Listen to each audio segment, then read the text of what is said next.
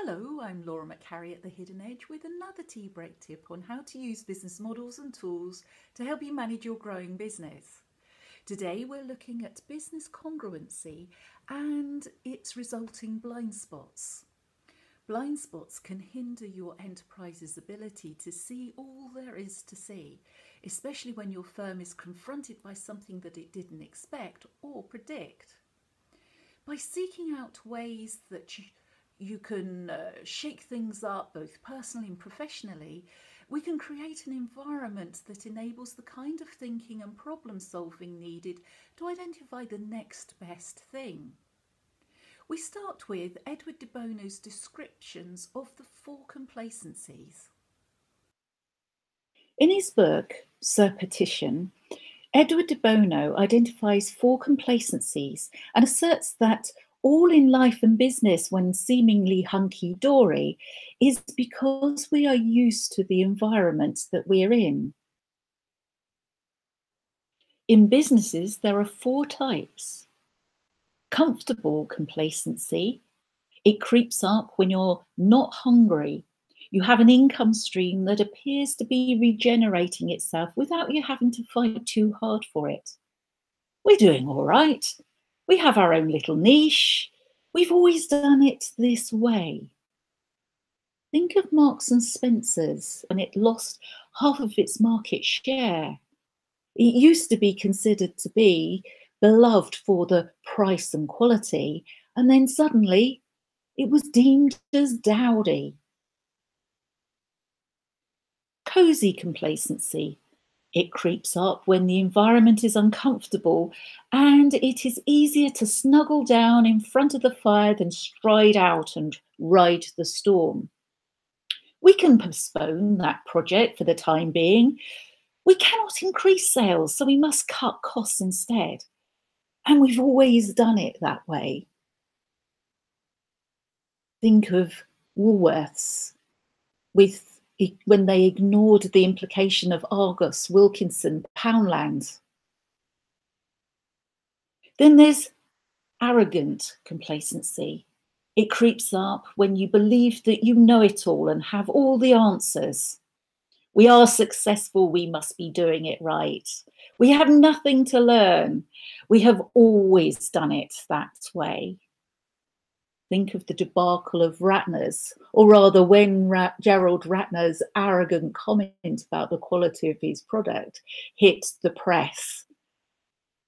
Then there is the blind complacency, or as de Bono says, the lack of vision.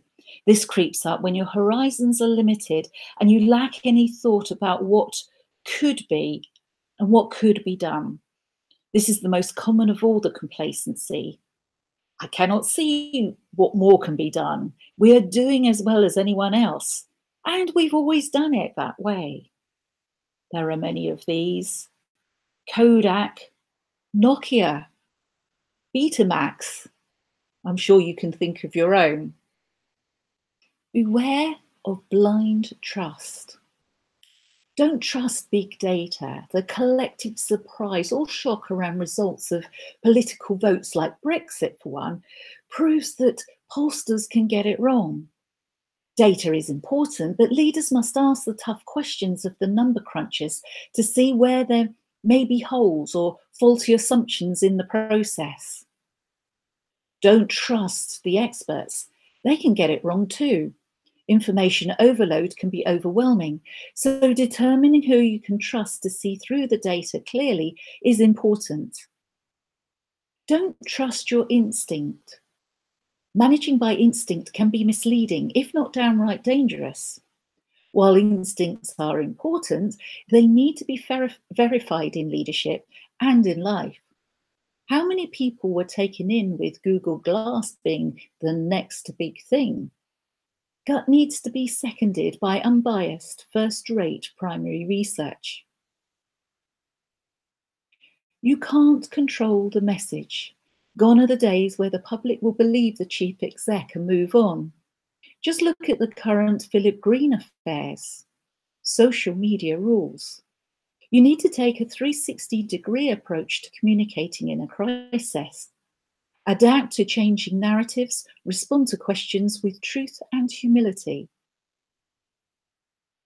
Don't trust strategy alone.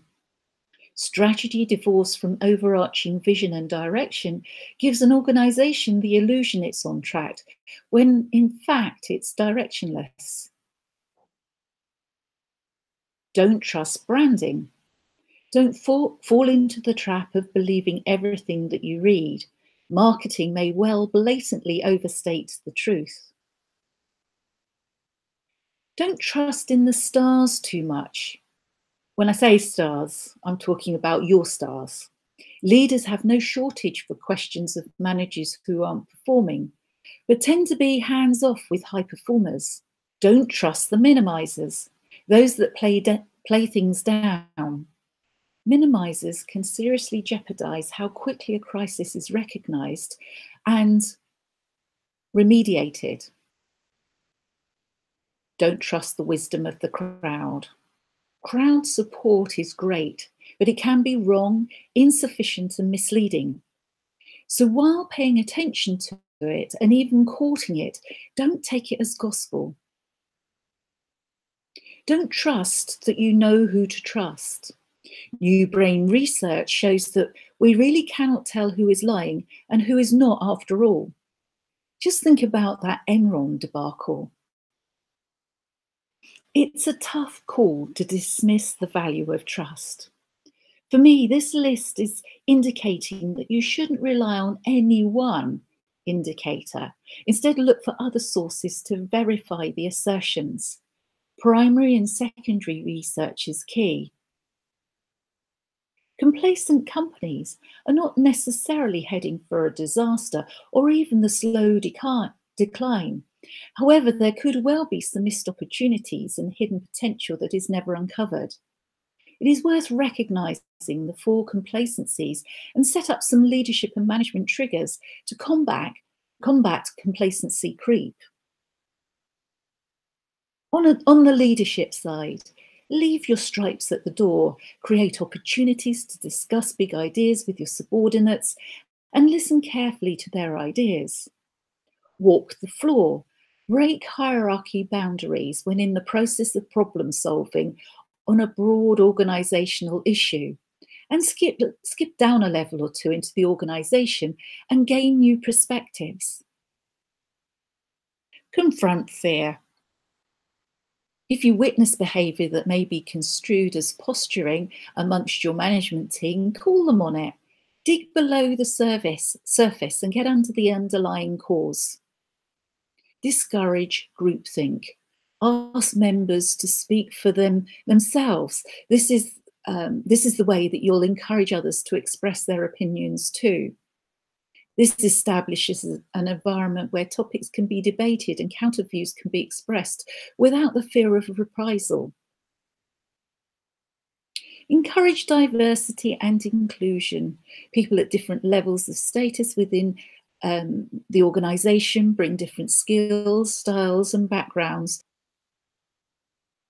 On a management perspective, appraise the business on a regular basis, at least annually. Create great management information.